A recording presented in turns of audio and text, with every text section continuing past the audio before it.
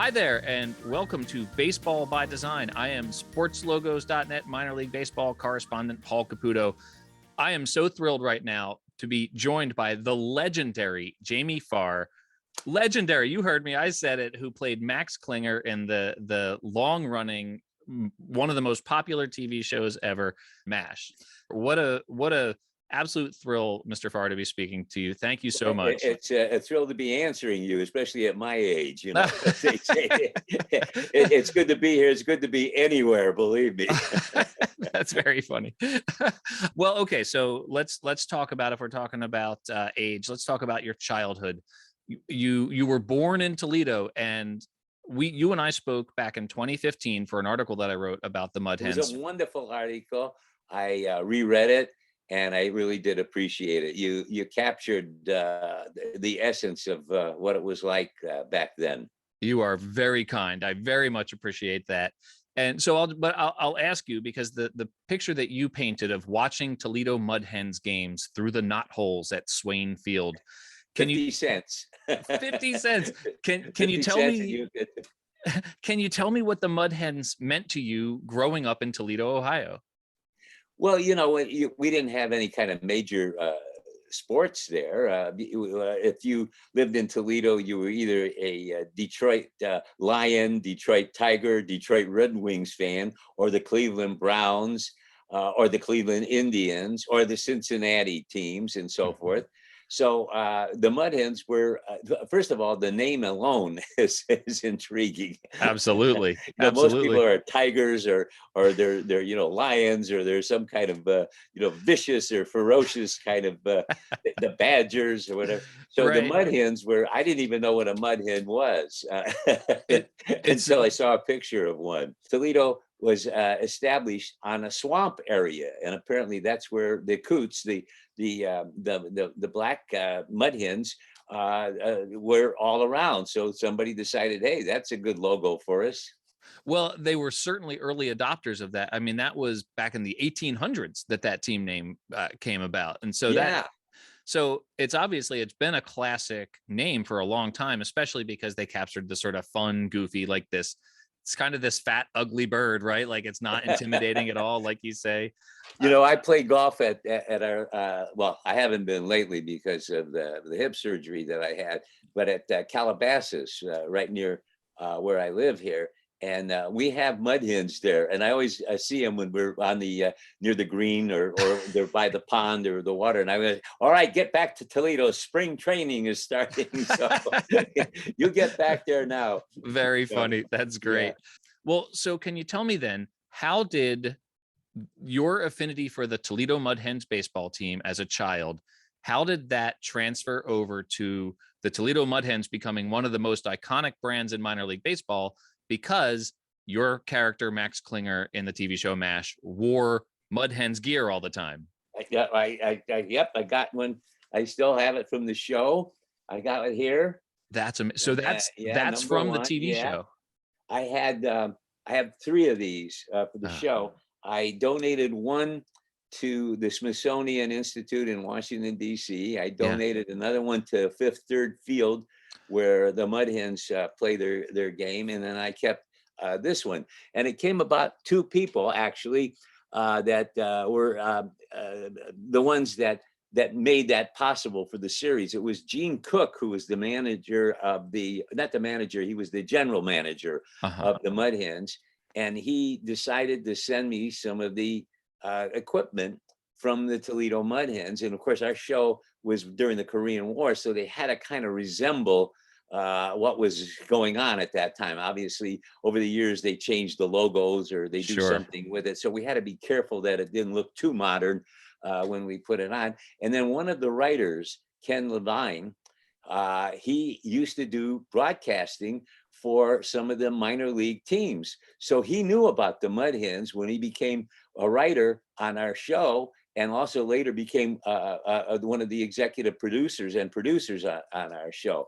So he said, hey, that's great. I mean, what other team would Klinger really like? With a name like Klinger, and a guy trying to get out of the Army with a Section 8, that would be his favorite, baseball team. So that's how they incorporated that. And then also having the Colonel wear a Mud Hen shirt. That was such a great moment, right, in that TV show. I mean, for me as a fan of the TV, I'm a baseball fan. Growing up watching that TV show and seeing you wearing Mud Hens gear, it prompted me to say, who are the And Mud you knew Hens? Casey Stengel, right? There was a manager of the Mud Hens at one time, and I forgot how many farm teams they were with. They were obviously the Detroit Tigers, but I think were they once part of the Yankee or I don't know. They were Minnesota Twins, and then I guess they're back with the Detroit Tigers now. Yeah, I'd have to go look that up. Maybe what I'll do is I'll look it up and then pretend like I knew it all along and just edit it back in, right? That's good acting. Right, exactly. Well, I could certainly take some lessons. Well, so when you were on the TV show and you were, playing, this character who, like you, the human being, loved the Toledo Mud Hens, did that prompt a lot of questions for you from people saying, who the heck are the Mud Hens anyway? Like, why, what's this affinity for this minor league baseball team? Yeah, they did. I would get a lot of people that would write in and say that, first of all, they didn't know that Tony Packo's was a real hot dog place in Toledo, and they didn't know that the Toledo Mud Hens was a real baseball team. And when they found out, and this came from all over the world because MASH played internationally, and they would dub our voices in whatever language that in the country that it was being played, and they would write and find out there's a gift shop there. And they would start ordering things from that gift shop in Toledo. And I used to get people telling me that, yeah, I got a Toledo Mud Hen hat. I got a Toledo, cap. I got the Toledo baseball. I got a Toledo jersey. And I couldn't believe it. And apparently it became, they said it's probably the largest of any purchases of any minor league team in the United States. The kind of from around the world, the business that they do in that big shop that they have there in the city. Yeah. So that's how I got to know it. One time I was doing a Love Boat episode, and I was in, I think it was in Turkey. Okay. In Istanbul or so, and one of the churches that had been transformed into an Islamic place, and I wanted to see it. I think it was, I forgot the name of it. It's a very famous one. That's how my age is. I'm forgetting these things. And I was in there, and a guy comes up to me. He goes, "Jamie Farr." I go, "Yeah." He says, "I'm from Toledo, and I love the Toledo Mud Hens." And here I am in Turkey. Some guy comes up saying he's from Toledo and he loves the Toledo Mud Hens. That is amazing. What an amazing story. And obviously such a boon for the Mud Hens themselves. I mean, if you think about it, really, maybe only the Durham Bulls, because there was the movie Bull Durham. Right. Yes, you're absolutely right. Yes. Maybe, but to have this sort of free publicity, basically, because you loved the team, was such a boon for them. And I really think one of, if not the classic minor league identities out there, in probably 90% attributed to your character on MASH. So it's an amazing thing that you've done for the team over all of these years. When you're doing a TV show and you go in, it's they're warehouses. The studio where we shoot is a warehouse. Sure. And we had an indoor outdoor set, and we had an outdoor set as well. Right. And you go there every day, and you're doing your lines, and you don't see the general public at all. There are people that you work with, or people at the studio and that. And then when you go out, you don't realize, oh my goodness, this warehouse that we're in goes out all over the entire world. And you don't realize it until you go to the corner market, or you go someplace else. You go, oh my, because you're so cloistered. Yeah. And you're doing a show, an episode that's 5 days a week. You're working at the studio, and then on the weekends I used to do all the game shows as well. So I was always in an area that was that was protected by it. You really didn't have any relationships with the general public. So when you do go out, you go, oh my goodness, there are people out there that are actually watching you. What is your relationship with the team now? I stay in touch with him. Joe Napoli, I talk to him. Joe's from Brooklyn, New York, so I'm Okay. always teasing him about that. But he's lived in Toledo for a long period of time. I have not been back there in some time. I usually get our local newspaper, the Toledo Blade, on the internet, and try to keep up with whatever's going on. But with the COVID Sure. and all these other things, it put a lot of standstill to things that used to happen that you were always aware of and kept up Certainly. with them. But I stay in touch. I give them a call every now and then, and just to say hello, just Sure. to keep. And I don't have too many classmates of my era of high school left, so I try to call them every once in a while, get back to them. And again, at my age in this business, this is my 67th year in show business, Wow. and I don't have very many friends that are around anymore. I mean, Ed Asner, who just recently passed away, he and I were about to do a show in North Carolina, Oh, wow. and we did our little rehearsal. And the day I was packing to leave with him to go there is the day his dear daughter called to tell me he had passed away. Oh, And then, Gavin MacLeod from Love Boat, a lot of my sure. contemporaries. And sometimes I watch TCM and they'll do remembering, somebody. And I go, oh my goodness, I didn't realize that person had passed away. Yeah. And Yeah. you go, wow, and then Yeah. there were none. Right. Well, not to be grim here, but I'm certainly glad that you're still here. Me too. As you said, Glad I could talk about the Mud Hens and all the other things that's been going on. I'm glad that I always tell my wife, good morning. I said, I'm still here, right? She said, yeah, you're still here. We talked about the article that I wrote back in 2015. One of the things that came up in that article was that the Mud Hens did 3 bobbleheads, Max Klinger bobbleheads. Oh, I should have brought them up. I have them downstairs. I forgot to bring them up. Yeah. Well, that's okay, because I had pictures of them on the article. But at the time that we spoke, they had gotten you the first one and the second one, but you were still waiting for the third one. And you actually said to me, you said, can you help me get that third one from the team? Did they get you the third one? Yes, what they did is they packaged all 3 of them in a glass. That's why I said I forgot it. I have it downstairs. Sure, But sure. yeah, they had one of me in a tuxedo. They had one Yeah. of me in a tartan skirt or something as Yep. Klinger, and then they had another one. I'm trying to remember. It was you in your Army fatigues and It was the Army fatigues. Yeah, with the Toledo cap. yeah.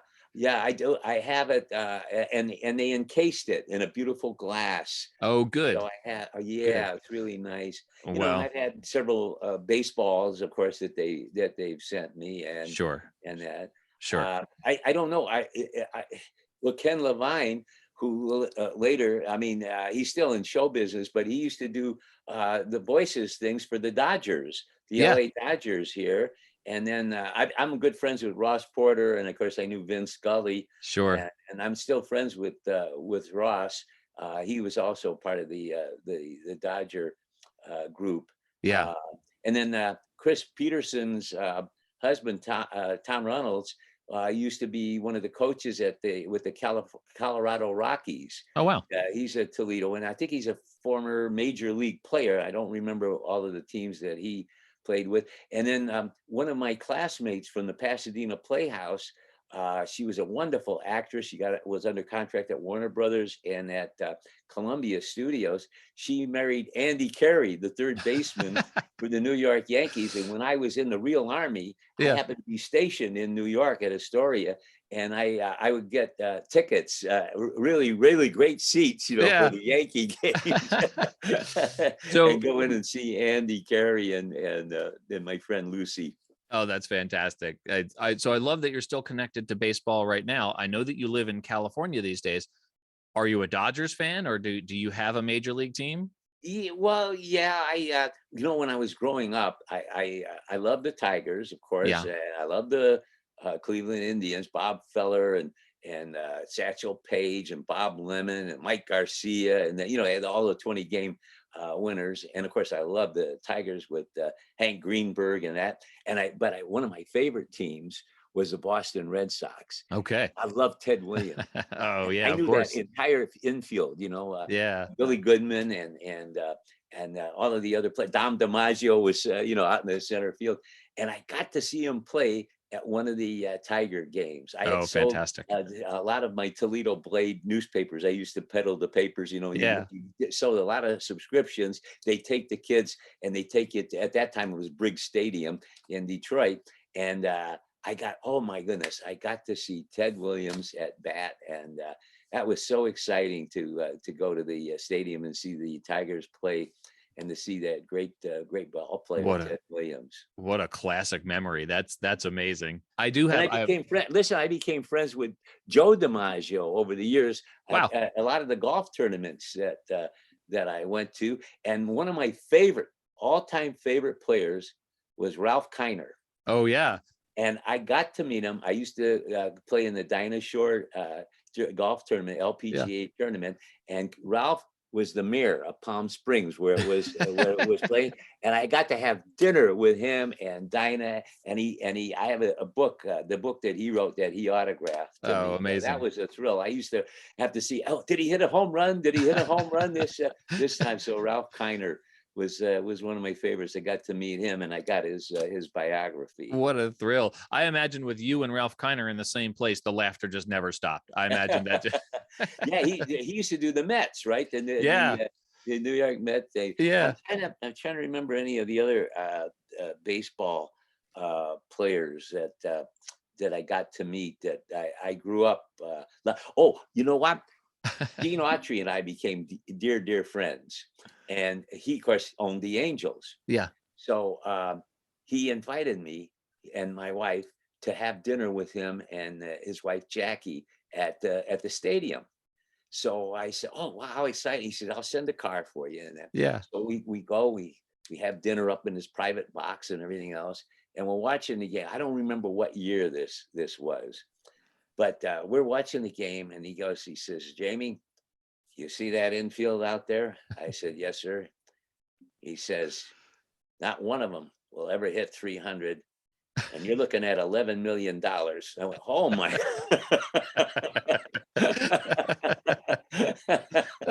Too funny. I don't. That was probably one of their lesser productive years, Sure. And now $11 million doesn't sound like anything at all, right? No, they make that in an inning. Yeah, exactly.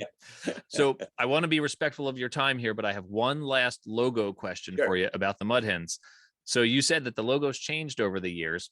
When you were on MASH, the logo for the Mud Hens was basically just it was the blue cap with the red bill, and it had a white T on it. It looked like the Rangers. It looked like the Texas Rangers. And we used to get a lot of that, and I didn't know what to do about it. I didn't want to insult the Mud Hens, and didn't want to insult Ken Levine, and I didn't want to insult anybody. So we probably let that one ride. Yeah, well, you were wearing the correct logo. It just, the fans didn't know. And by the Korean War was set before they changed the logo, but then the show aired after they changed the logo. Right. So you were historically accurate. But I was. Well, thank you. I appreciate that. I'll sleep better tonight now knowing that. Well, Mr. Farr, thank you so much for agreeing to speak with me. This has been such a thrill. Thank you for asking me. My gracious, it's nice.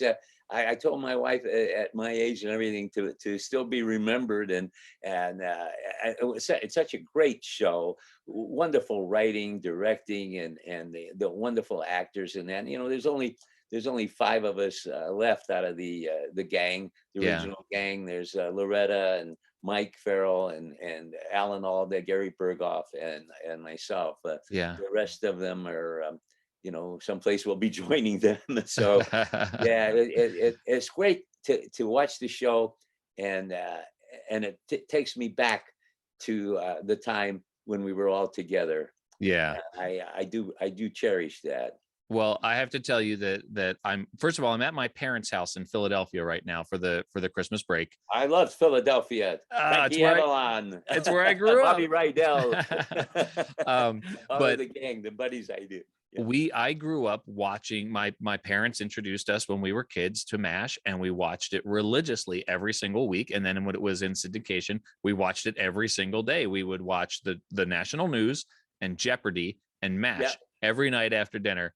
And so I have full disclosure, I have to admit that my parents were over here over my shoulder looking, because I don't think they really believed that I was speaking with Jamie Farr. And so they were peeking over my shoulder here when we first started talking. So that's, well, I appreciate that. And I'm delighted to still be here. I try to enjoy every day. And I've been doing these cameos and memo things that they have. And Sure. I can't believe how important our series was. It wasn't just a television show. Right. It really made an impact with people, Paul, where a lot of them became doctors and nurses and what it meant to their lives. You didn't realize that. We were doing it because we were paying our rent and eating our food, and raising our families. And sure. that. We didn't realize how really important we were to all of the families out there. We were significant to them. It was an institution. It was a cultural institution, right, at a time when America watched television differently. It's, I don't think it could ever be recreated in the same way as what you had back then. And, it was part of my childhood growing up. I mean, the MASH finale is still the one that I think of as the defining television finale of any TV show. There hasn't been one since. We had 200 million people in the United States at that time. There were only 3 networks. Yeah. And we had 125 million people out of 200 million watching the show. There's over 300 million people now in the United States. And even though there are very popular TV series out there, there's so many different channels now. And streaming and all the other things, the competition is great. So I don't think, other than the Super Bowls, that we had a couple of Super Bowls that exceeded our viewing power. But for a written show, a dramatic show, a TV show, I don't think anyone will ever top what happened with that last episode when we did it. 125 million people out of. And so here's 125 million people exposed to the Toledo Mud Hens because of Max Klinger and you watching games through the knotholes in Swain Field as a child. What an amazing story. What an amazing thing for the Mud Hens. And, like I said, it's such a thrill to speak with you, because you've been such a part of my life, my whole life. Thank you. Merry Christmas to your parents. Merry Christmas to you. Merry Christmas to your listeners. And Happy New Year to all of you, and I hope it's a healthy one. Thank you so much. Merry Christmas to you and Happy New Year. I hope that we'll get to speak again about the Toledo Mud Hens. Okay, thank you, Paul. Thank you, Mr. Farr. Thank you so much.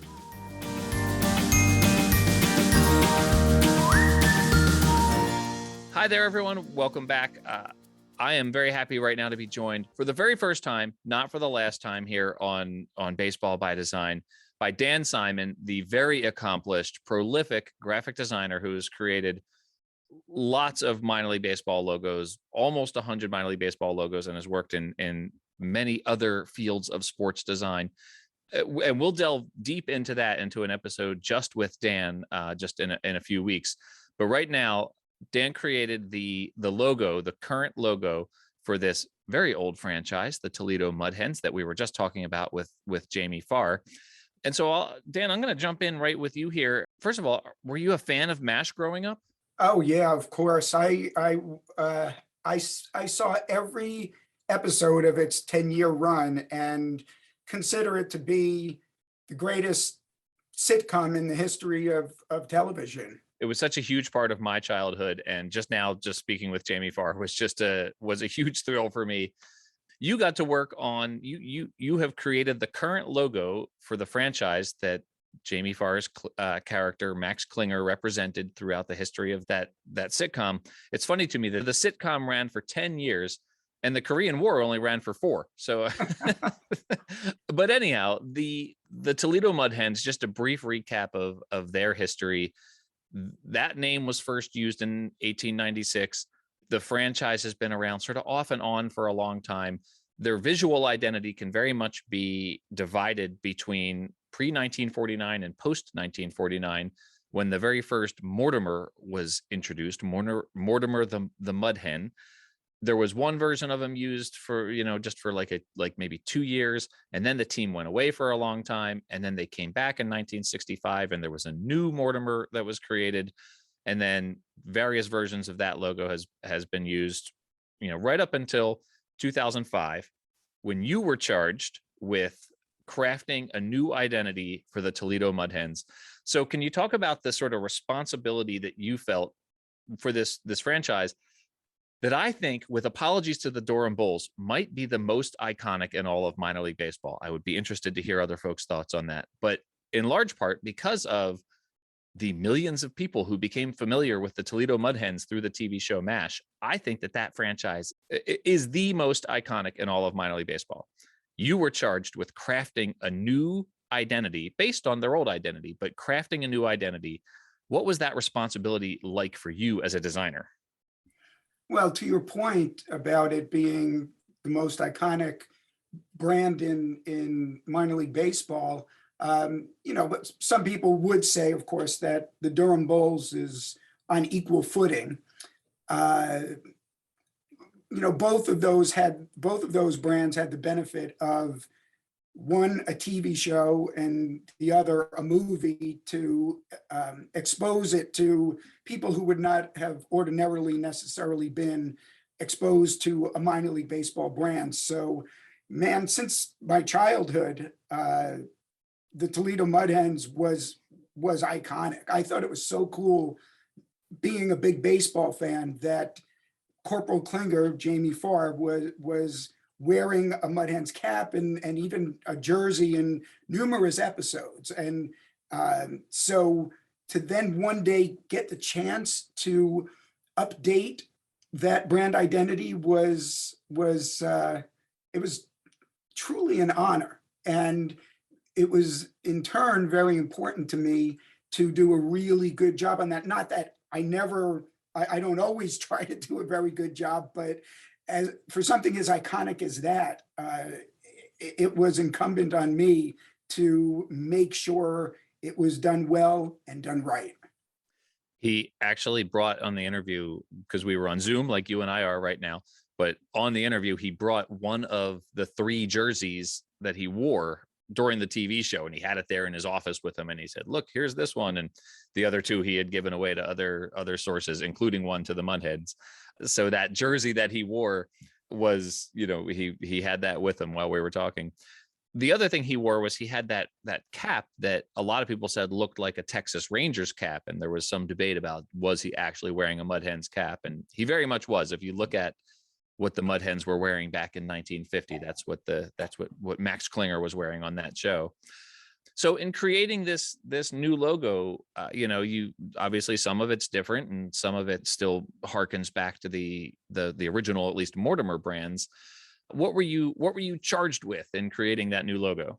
Well, when the previous logo was done, I believe you mentioned 1965, sports branding was not an industry. And if you were a team and you knew somebody that could draw, you would go to that person to do your logo. Merchandising was not in the equation back then. I would venture to say, you as a fan, you probably couldn't have gotten a Toledo Mud Hens cap back then. Teams just didn't merchandise the way they do today.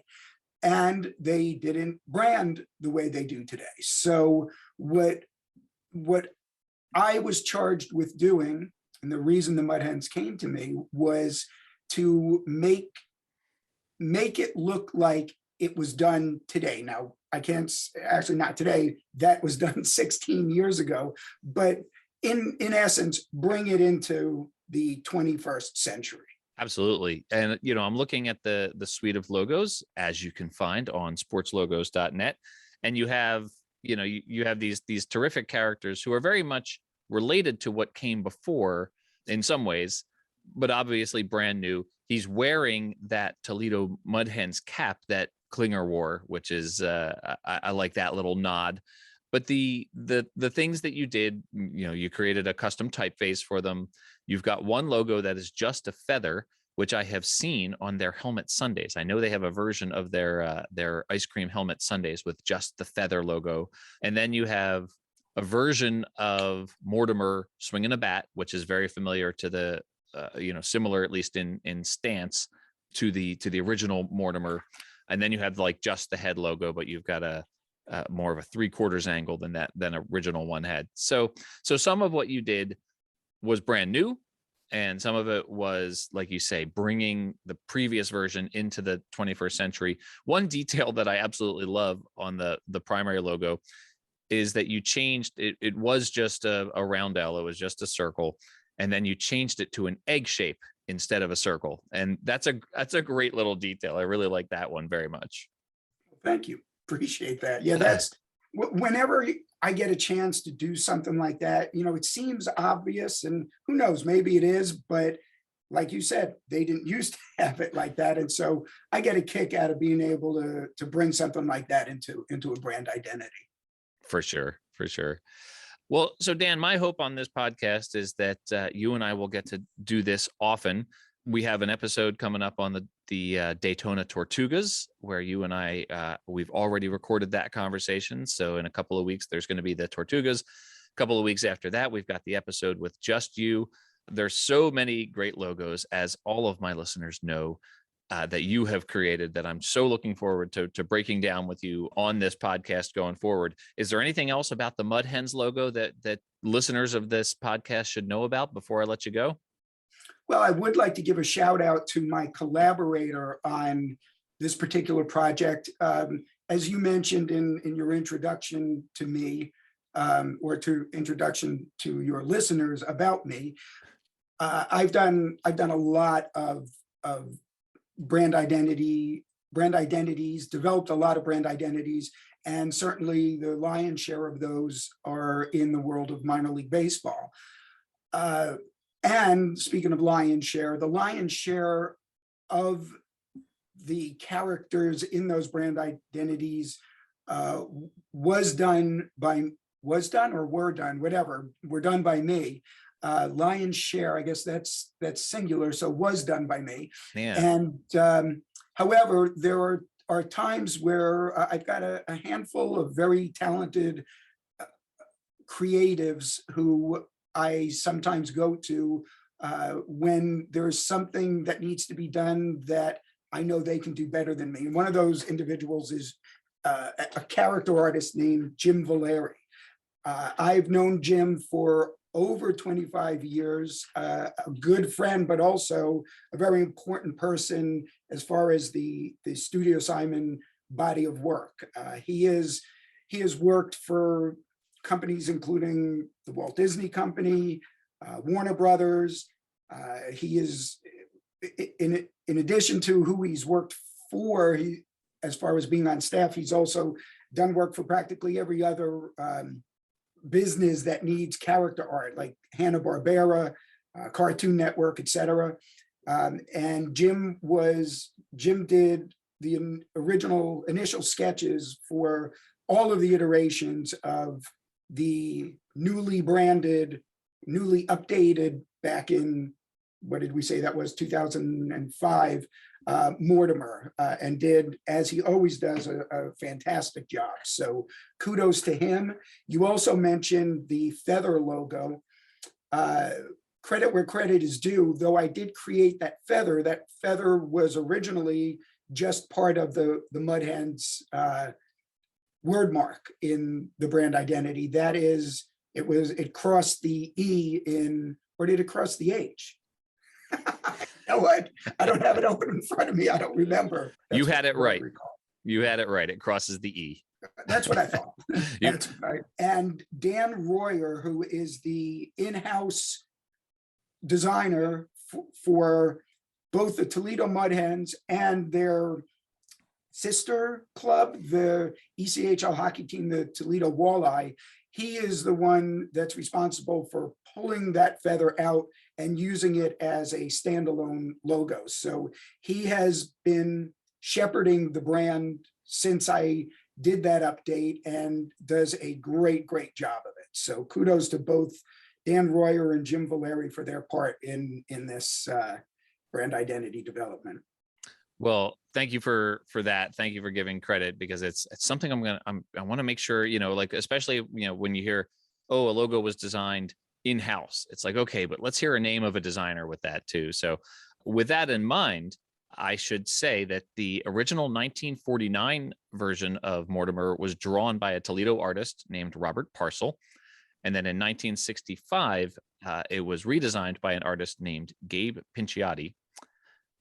It's great that you were able to find that information on who did the original illustrations of Mortimer, because so much of that information is lost to history. And whenever somebody can dig up who did those things originally, that's great. When I wrote this article about the Mud Hens in 2015, when I contacted the team, almost always, a team gives me a general manager or their director of media relations to speak with. When I contacted them, they put me in touch with their team historian, John Hussman, who had this amazing collection of artifacts and program guide covers and all that sort of thing. So that was really a fun thing to write about. Some teams need a historian rather than a media relations person, because they go back so far. I love reading about that. I was just recently reading about it was the original Washington Senators logo was done. When I say original, not the one going back to Walter Johnson's days, but I guess when those senators moved to Minnesota,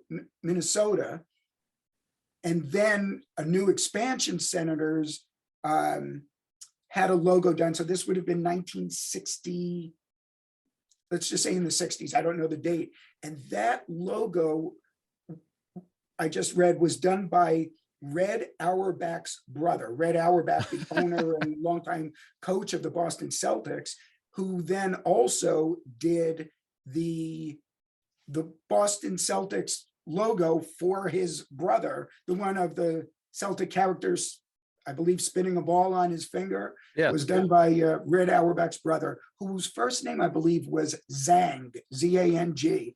And I'd like to know the origins of that. Is it short for something, or was his name Zang? Because that's a great name. This is amazing. This is, I just love these little details. And speaking of great names, completely unrelated, but Pikes Peak in Colorado was explored by a Western explorer whose name was Zebulon Pike. And I've always thought Zebulon was a great name. And there's a minor league baseball team in Zebulon, North Carolina. That would be the Carolina Mudcats. I had no idea that the town where they played was called Zebulon. How about that? See?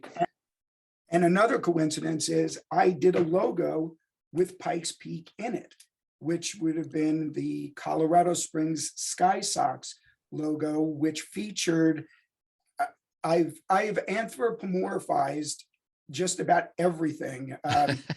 For those of you listening, you can't see that Paul is wearing a Cedar Rapids Colonels sweatshirt right now, which has a Studio Simon anthropomorphized ear of corn.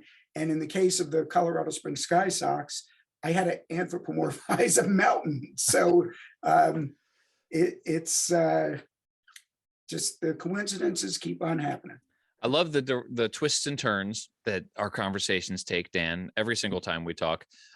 You will not be surprised to learn, of course, I own both a baseball cap and a t-shirt with your anthropomorphized Pikes Peak on it. I'm about 2.5 hours away from Colorado Springs, so it's easy for me to get down there. Obviously, that's where the Rocky Mountain Vibes play now. Do you have a Colorado Springs Sky Sox ice cream helmet? No, they never did the ice cream helmet with the Sky Sox. All you could get down there was the major league ones. Okay.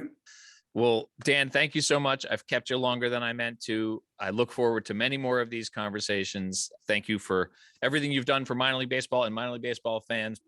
These stories are so much fun to tell, and these brands that you've worked on are so rich and in their stories and their design. And I look forward to speaking to you many more times over the course of this podcast about the work that you've done. Well, it was indeed my pleasure, and I very much look forward to doing it again. Where can people find you? Where are your preferred online venues for people to find you? Well, my website is studiosimon.net, and then I'm on Instagram, studio_Simon. All right. Well, Happy New Year, Dan, and we'll talk soon. Happy New Year, happy holidays to you as well.